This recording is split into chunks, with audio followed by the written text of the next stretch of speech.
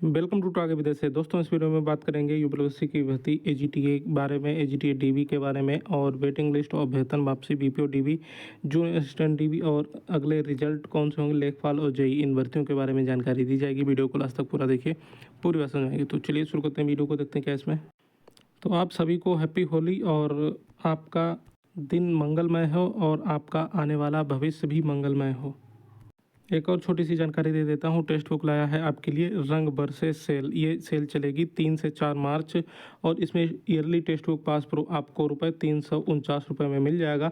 अगर आप लोग ये कूपन कोड यूज़ करेंगे TWSH तो आपको यहाँ पर 12% की छूट और मिल जाएगी।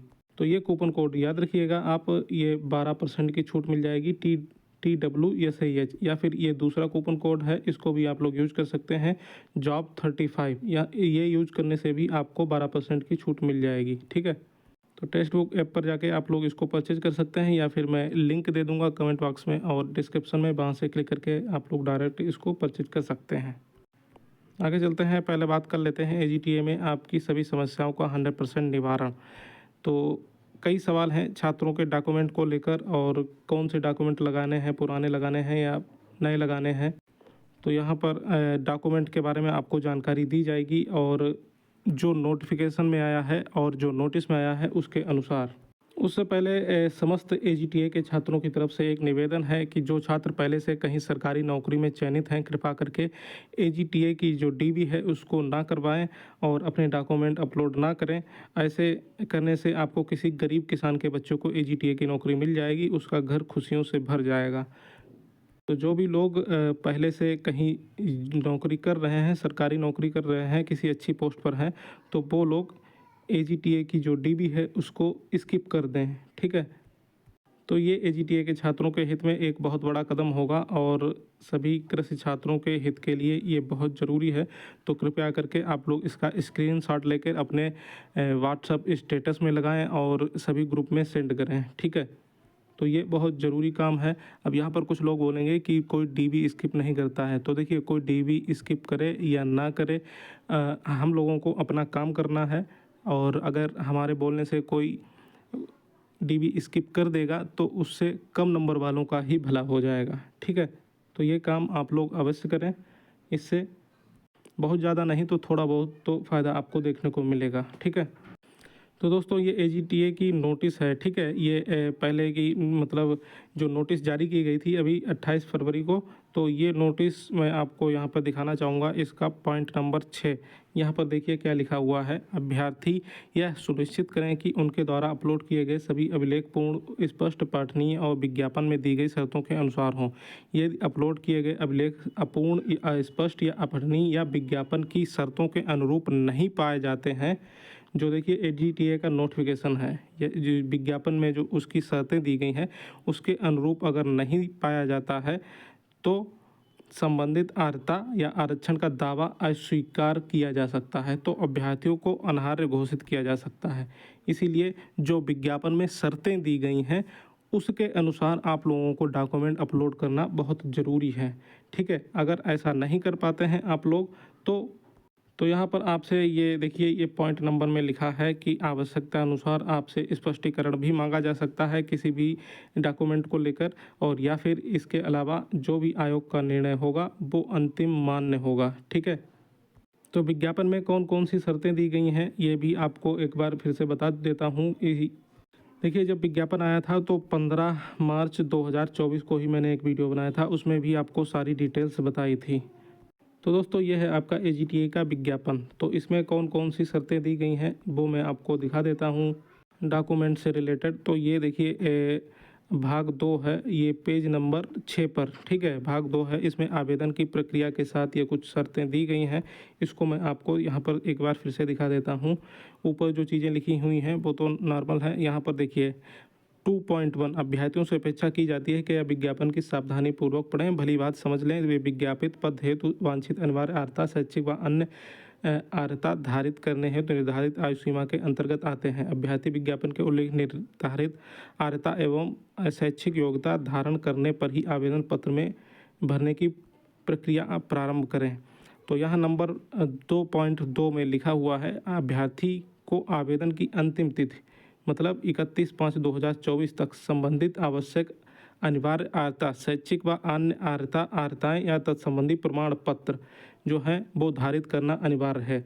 तो जो भी अनिवार्य अर्हता है आपके पास, मतलब BSc AG तक के जो भी आपके पास अर्हता हो वो आपको धारित होनी चाहिए। कब? 31/5/2024 तक।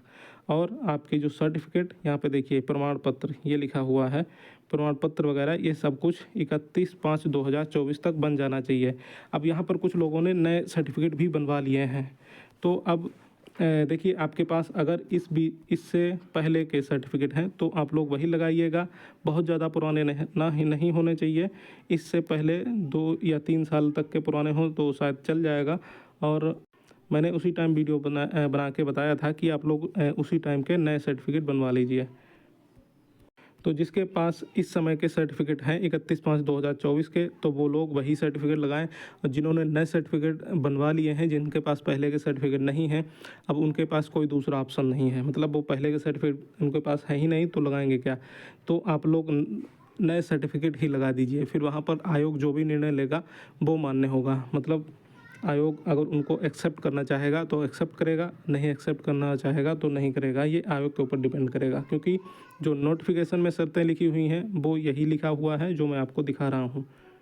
अच्छा, जो आपका जाति प्रमाण पत्र है वो भी जो वेबसाइट यहाँ पर दिया गया है, देखिए क्या लिखा हुआ। आरक्षण या आयु सीमा में छूट का लाभ चाहने वाले अभ्यर्थी संबंधित आरक्षित श्रेणी के अभ्यर्थन में इस विस्तृत विज्ञापन के परिशिष्ट में मुद्रित तथा वेबसाइट पर उपलब्ध निर्धारित प्रारूप पर सक्षम अधिकारी द्वारा जारी जाति प्रमाण पत्र या आरक्षण संबंधी प्रमाण पत्र जो आवेदन की तिथि तक तथा विज्ञापन में उल्लिखित आवेदन की अंतिम तिथि तक जारी किया गया हो, अवश्य प्राप्त कर लें। एवं जब उनसे अपेक्षा की जाए उन्हें उक्त प्रमाण पत्र आयोग से प्रस्तुत करना होगा।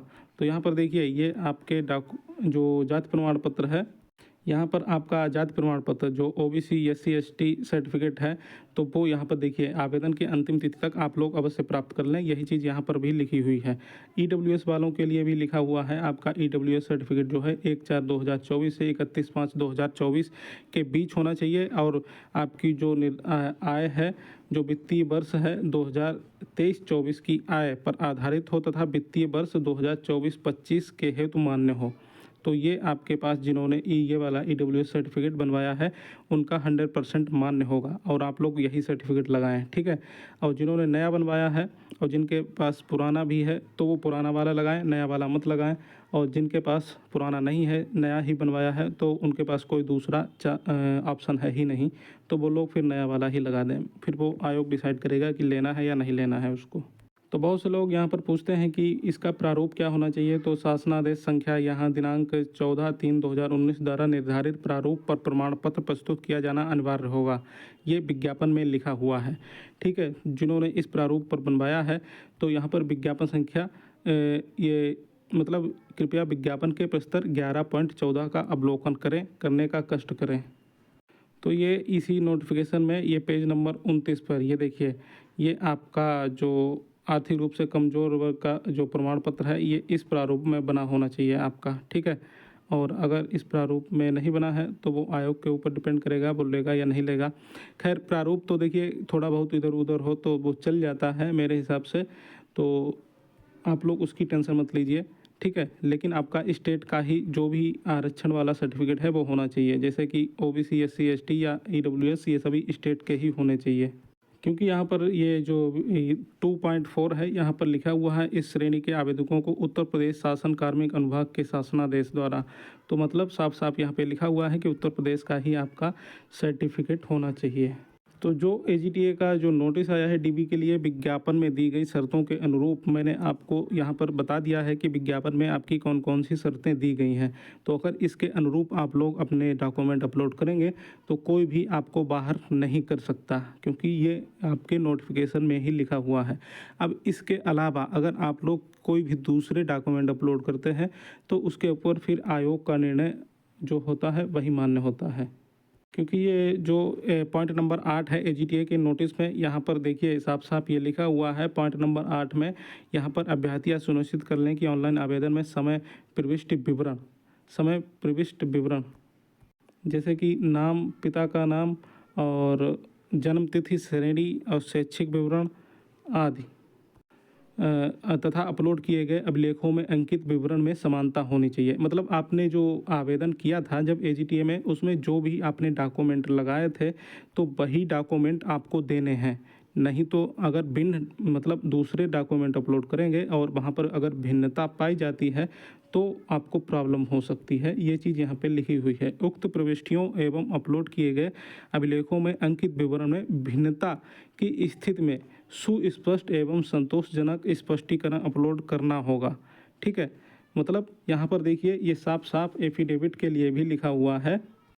यहाँ पर देखिए आप लोग पूछते हैं कि एफिडेविट लगेगा या नहीं लगेगा। यहाँ पर साफ साफ लिखा हुआ है कि देखिए कि जो आप डॉक्यूमेंट अपलोड करेंगे तो अपलोड किए गए अभिलेखों में अंकित विवरण में समानता हो और उक्त प्रविष्टियों में एवं अपलोड किए गए अभिलेखों में अंकित विवरण में भिन्नता की स्थिति में सुस्पष्ट एवं संतोषजनक स्पष्टीकरण अपलोड करना होगा। स्पष्टीकरण अपलोड करना होगा का मतलब आप लोग एफिडेविट लगा सकते हैं।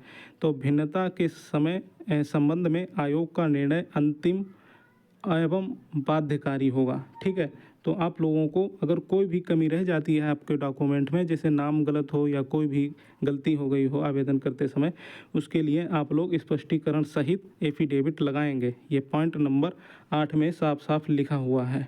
ठीक है, एफिडेविट का नाम तो नहीं लिखा हुआ है लेकिन यहाँ स्पष्टीकरण अपलोड करना होगा का मतलब यही है। एफिडेविट से के जरिए आप लोग अपना स्पष्टीकरण दे सकते हैं। यही चीज़ यहाँ पे लिखी हुई है।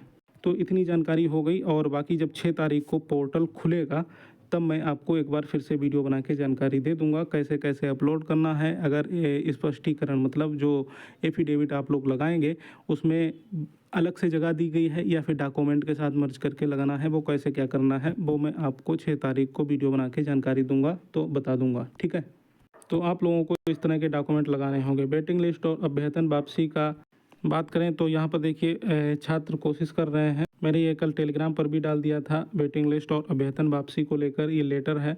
तो ये यहाँ पे दिया गया है। देखिए इसका विषय है उत्तर प्रदेश अधीन सेवा चयन आयोग में प्रतीक्षा सूची, वेटिंग लिस्ट मतलब रिजर्व लिस्ट और अभ्यर्थन वापसी के संबंध में। वेटिंग लिस्ट जो वैकेंसी आपको पता है कि खाली रह जाती हैं उसके लिए है, और अभ्यर्थन वापसी मतलब जो लोग डीवी के बाद फाइनल रिजल्ट में अपना नाम नहीं चाहते हैं, मतलब ज्वाइन नहीं करना चाहते हैं, तो वो लोग अपना अभ्यर्थन वापस कर सकते हैं। तो इसी के संबंध में ये UPSC से ये प्रक्रिया चालू की जाए, उसी के संबंध में ये लेटर है। तो आप लोग इसको अपने जनप्रतिनिधियों, जो भी विधायक या नेतागण, जो भी जिसको भी आप लोग जानते हैं, इसको वहाँ इसमें नाम वगैरह भर के इसको पहुंचाने की कोशिश करें। और इसको आयोग में भी पहुंचा सकते हैं, चाहे ईमेल के थ्रू या फिर बाय पोस्ट, या जैसे भी आप लोग इसमें कर सकते हैं। कोशिश करें जिससे कि आपको फ़ायदा देखने को मिले। ये 2 मार्च की पोस्ट है। यहाँ पर मैंने इसकी PDF डाल दी है। इसको प्रिंट आउट करके आप लोग इसको यहाँ से डाउनलोड कर सकते हैं और प्रिंट ले सकते हैं। ठीक है, BPO DB junior assistant DB की बात करें तो देखिए AGTA में जब डॉक्यूमेंट अपलोड होने लगेंगे 6 तारीख के बाद, तो जब आयोग को लगेगा कि हाँ सब कुछ सही तरीके से काम कर रहा है, और उसके बाद आपकी BPO और सबसे पहले BPO के चांस हैं कि आपका जो DB का नोटिस है वो जारी किया जाए, उसके बाद जूनियर असिस्टेंट का। क्योंकि ये चीज़ मैंने बहुत पहले ही बता दी कि एक साथ कई भर्तियों की ऑनलाइन DB करवाई जा सकती है।